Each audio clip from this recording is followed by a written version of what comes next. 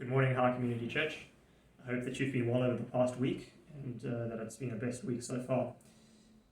I have a few thoughts that I'd like to share with you from the book of Ecclesiastes this morning. Over the last few weeks, I've been thinking about Ecclesiastes, and I must say, before I continue, it is one of my favorite books in the Bible, simply because it seems to.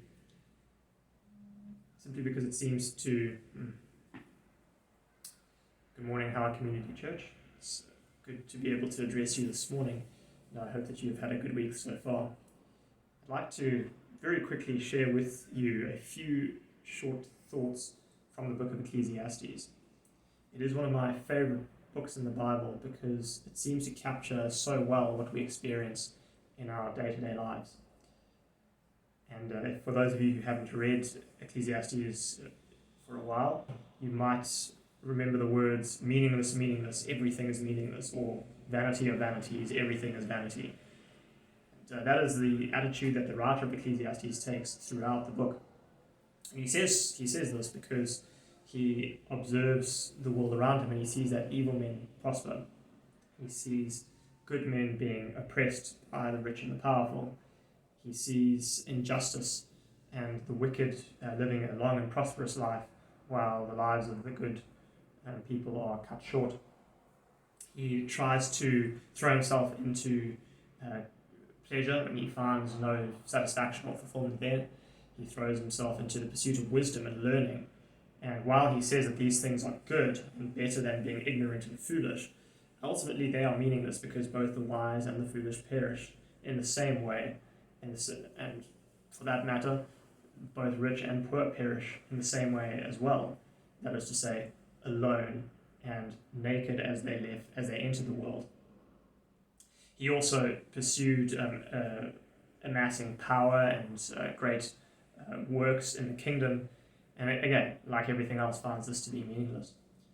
He goes throughout the book and he explores all of these things, and there are two things that I'd like to share with you that comes out of the book of Ecclesiastes. The first is he notes it is good to work and to enjoy the fruit of your labor.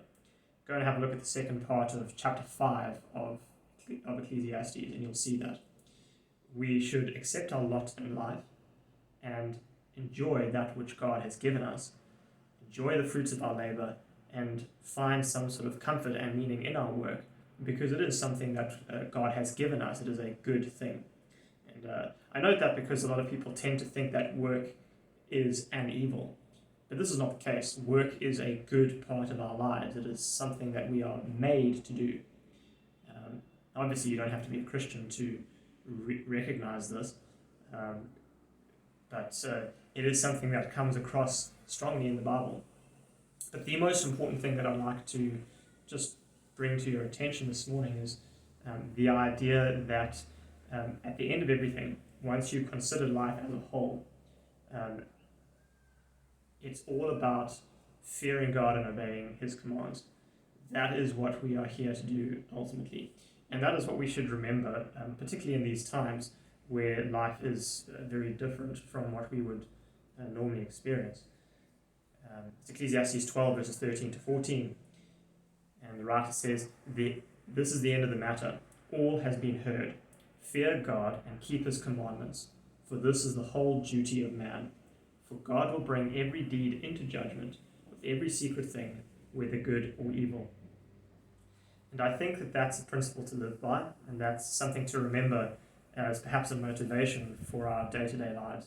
It can be difficult as we go and work or go to school or study or whatever the case may be, to see the meaning and the purpose in life. One might be tempted to say, meaningless, meaningless, everything is meaningless. And perhaps it is. But beyond that, there is actually meaning. And that meaning is found in God and the pursuit of God and getting to know Him and looking to serve Him. And that also means that there is not much for us to fear.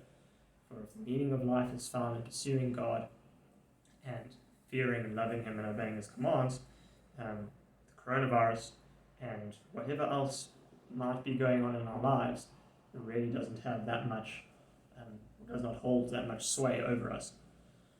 So that's what I'd like to leave with you for today. I would also like to encourage you to read the book of Ecclesiastes. It is great practical teaching for living, and you would do well to follow some of the instructions you found there. Let us pray. Our Heavenly Father, we give thanks for this day. We thank you for your word that instructs us and teaches us how to live. And Lord, we ask that as we go into the world, into the week, that as we walk through our lives, that you would guide us and that you would enable us to live in this way. And we pray this in your holy name. Amen.